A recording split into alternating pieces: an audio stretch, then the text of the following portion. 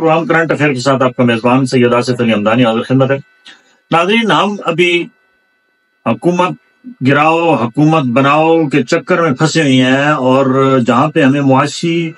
اور سیاسی طور پہ ناقابل تلافی نقصان اٹھانا پڑ رہا ہے، وہاں ہماری سرحدوں کے لیفٹ رائٹ ہمارے جو کچھ صورتحال تیزی سے بدل رہی ہے، اس کا اندازہ ہی نہیں ہے کسی کو کہ آنے والے کچھ سالوں میں کیا ہمارے ساتھ ہونے والا ہے۔ بھارت جیسے مودی کو جیسے ہم ہندو انتہا پسند کہتے ہیں، اس نے نامساعد حالات میں تسلسل کے ساتھ اپنی پالیسیز کو جاری رکھا، اور اس نے اس وقت دنیا کے چند ایک ممالک میں انڈیا کو شامل کرا لیا ہے، جو ترقی کے تیزی سے سفر کرتے ہوئے ممالک میں کی فہرست میں شامل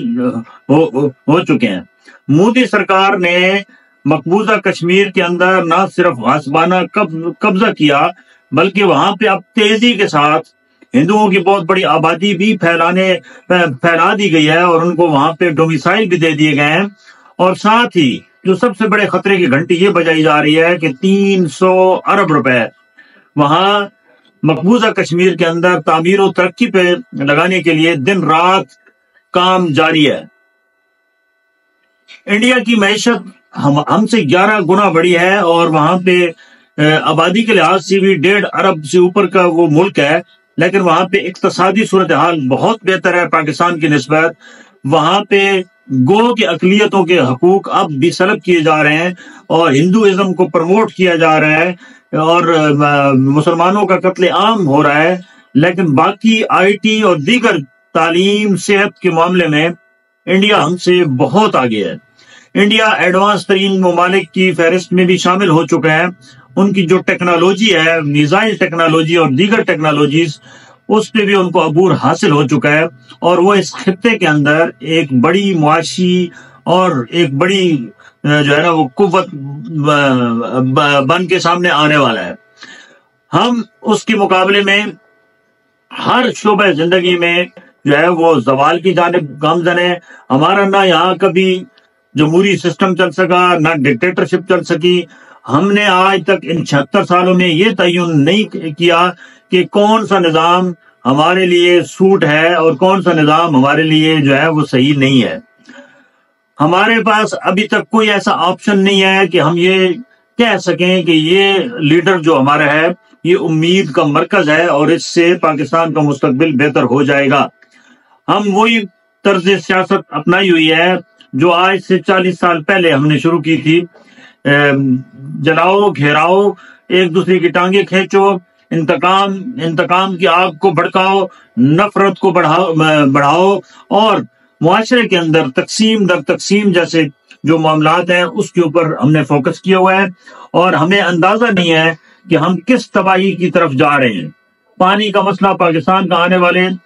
سالوں میں سب سے بڑا مسئلہ ہوگا۔ انڈیا نے 300 سے اوپر ڈیم کشمیر کے اندر بنا لیے ہیں، اور اسی طریقے سے کشمیر کے اندر جتنے قدرتی وسائل ہیں اس سے انڈیا نے استفادہ شروع کر دیا ہے، جبکہ ہم اپنے وسائل جو ہے وہ اس کو تباہ کرنے پہ تلے ہوئے ہیں۔ بلوچستان کے جتنے معدنیات ہیں اس سے ہم نے فائدہ اٹھانے کے بجائے ہم نے اس کو بھی دبا لیا ہے۔ ریکوڈک معاہدے میں اربوں خربوں کی جو کرپشن ہوئی ہے اس کا بھی چیپٹر کلوز ہے، اور ہم نے آج تک کبھی جہاں پہ بھی ظلم زیادتیاں ہوئی ہیں اس کا ازالہ نہیں کیا۔ ہمارا انصاف کا نظام اس قدر بوسیدہ ہے کہ ہمیں پتہ ہی نہیں ہے کہ ہم معاشرے کے اندر کتنا بگڑاؤ پیدا کر رہے ہیں، کیونکہ اب مجرم طاقتور ہے اور جو مظلوم ہے اس کا نہ کوئی پرسان حال نہیں۔ اور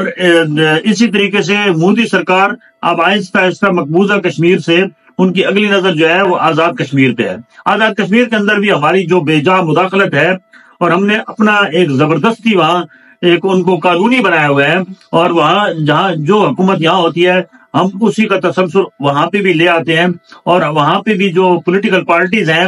ان کے اندر کوئی استحکام نہیں ہے۔ وہ سارے جتنے ہیں وہ لوٹے ہیں، وہ جو جماعت اقتدار میں ہوتی ہے وہ اسی کو اپنا جو ہے وہ محور بنا کے وہ اسی کی تقلید کرتے ہوئے گروپ بنا لیتے ہیں، اور انہی کی حکومت ہوتی ہے جن کا مرکز میں ہے۔ ابھی بھی جو ہمارے پاس اطلاعات آ رہی ہیں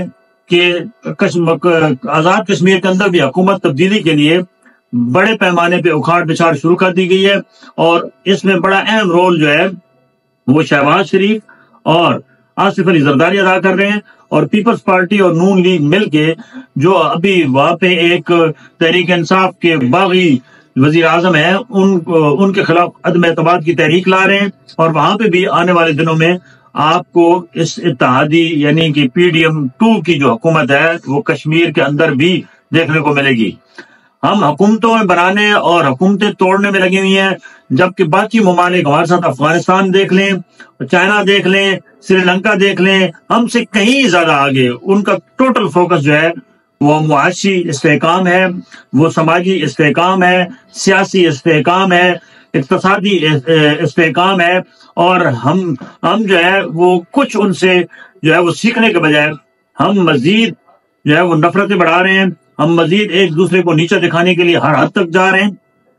ہماری اسمبلیوں کے اندر دیکھ لیں کیا ہو رہا ہے، لڑائی جھگڑے، نعرہ بازی، اس کے علاوہ ہم نے آج تک اس قوم کو کچھ نہیں دیا۔ اس میں تمام مجرم ہیں جو یہ سسٹم بنا رہے ہیں اور یہ جو سسٹم زبردستی دھکا لگا رہے ہیں، وہ سارے قومی مجرم ہیں۔ قوم کبھی جو ہے وہ ترقی نہیں کر سکتی موجودہ حالات کے تناظر میں۔ اب آپ کو سر جوڑنا ہوگا اور یہاں پہ معاشی استحکام کے لیے لانگ ٹرم پالیسی دینی ہوگی، اور اگر آپ نے اپنے اڑوس پڑوس پہ نظر نہ ڈالی تو یہ بات یاد رکھنا کہ وہ آپ کو بھی تنکا کر کے جو ہے وہ بکھیر دیں گے، اور پھر ہماری داستان بھی نہیں رہے گی داستانوں میں۔ انڈیا پوری طریقے سے پنجے گاڑنے کے چکر میں ہے مقبوضہ کشمیر کے بعد آزاد کشمیر کے اندر، اور ہم بالکل خواب خرگوش کی طرح سو رہے ہیں، اور ہمیں پتہ ہی نہیں ہے کہ ہمارے ساتھ ہونے والا کیا ہے۔ ضرورت اس عمل کی ہے کہ اب حالات بالکل اس قابل نہیں ہے کہ ہم ایک دوسرے کو نیچے دکھائیں، سب مل بیٹھ کے اس ملک کے مستقبل کا کوئی فیصلہ کریں۔ بہت شکریہ۔